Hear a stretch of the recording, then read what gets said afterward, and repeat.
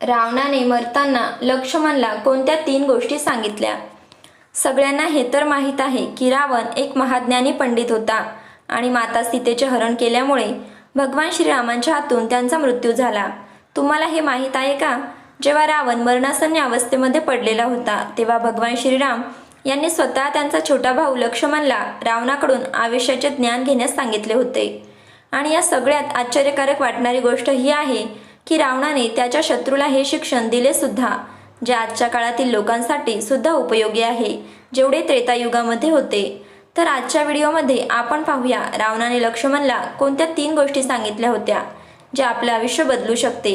या व्हिडिओमधील या 3ही गोष्टी तुमचं आयुष्य नक्कीच बदलू शकते. या 3ही गोष्टी तुमच्या खूप उपयोगी पडतील, त्यामुळे व्हिडिओला शेवटपर्यंत नक्की बघा.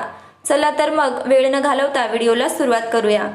भगवान श्रीराम आणि रावणाच्या युद्धाच्या अंतिम दिवशी जेव्हा रावण भगवान श्रीराम यांच्या बाणांनी जखमी होऊन मरणासन्न अवस्थेमध्ये पडला होता, तेव्हा भगवान श्रीरामांनी स्वतः लक्ष्मणला म्हटले, जा आणि रावणाकडून जीवनाचे ज्ञान घेऊन ये.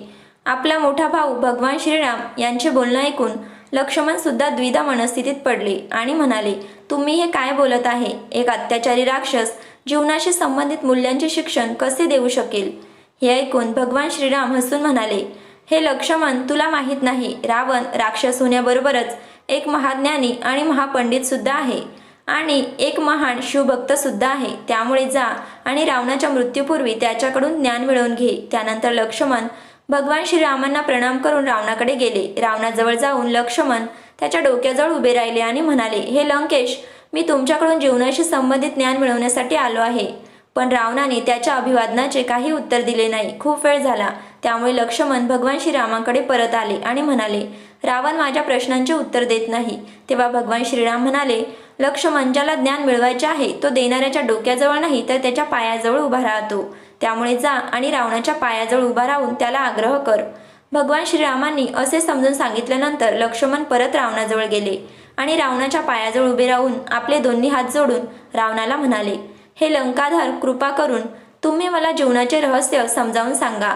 लक्ष्मणचं बोलणं ऐकून रावण म्हणाला, हे लक्ष्मण, तू धन्य आहे. तुला प्रभू श्रीराम यांच्यासारखा भाऊ मिळाला आहे. तू धन्य आहे, जो तू सदैव त्यांच्याबरोबर राहिला. लक्ष्मण, मी तुला आज 3 गोष्टी सांगणार आहे, जे संपूर्ण जीवनाचे सार आहे. तर लक्ष्मण, पहिली गोष्ट ही आहे की शुभ कार्य करण्यासाठी कधी आळस आणि उशीर करू नये आणि अशुभ कामं जेवढी शक्य होतील तेवढी टाळली पाहिजे. लक्ष्मण, मी सुद्धा ही चूक केली होती. अशुभ कामांना मी नेहमी प्राथमिकता दिली आणि शुभ कामांना नेहमी टाळत राहिलो.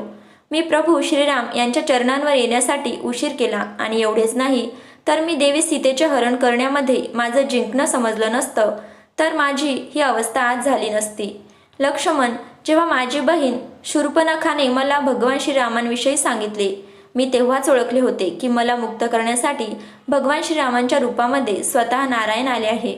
पण तरीही माझ्या अहंकारामुळे मी त्यांच्या चरणांवर झुकलो नाही आणि हेच कारण आहे की आज माझी ही दशा आहे.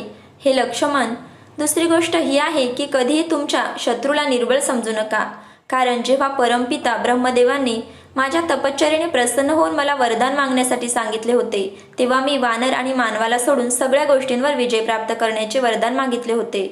तेव्हा मी असा विचार केला होता की हे दोन्ही तुच्छ प्राणी आहेत आणि माझ्यासारख्या बलशाली योद्ध्याचे हे काय बिघडवू शकतात. आणि आज बघ, या दोन्ही प्राण्यांमुळे माझे अंतिम श्वास मोजत आहे.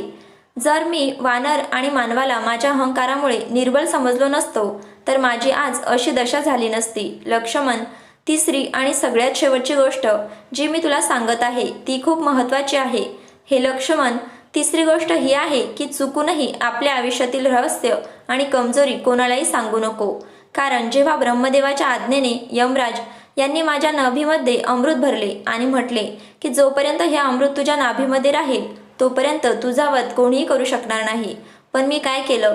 मी माझं हे रहस्य माझा भाऊ विभीषणला सांगितलं आणि तीच माझी चूक माझ्या अंताचं कारण बनलं. त्यामुळे कोणालाही आपल्या आयुष्याशी संबंधित रहस्य सांगू नये. एवढं बोलून रावणाने त्याच्या प्राणांचा त्याग केला आणि त्यावेळी लक्ष्मणच्या डोळ्यातून सुद्धा अश्रू वाहत होते. तर मला असे वाटते की रावणाच्या या 3 गोष्टी तुमच्यासुद्धा लक्षात आल्या असतील आणि जर तुम्ही या गोष्टीतून काही शिकले असाल तर आजचा हा व्हिडिओ स्वतःपुरता न ठेवता याला तुमच्या मित्रांना आणि नातेवाईकांना शेअर करा. व्हिडिओ आवडल्यास व्हिडिओला लाईक करा, कमेंट करा आणि चॅनलला नक्की सबस्क्राईब करा. धन्यवाद.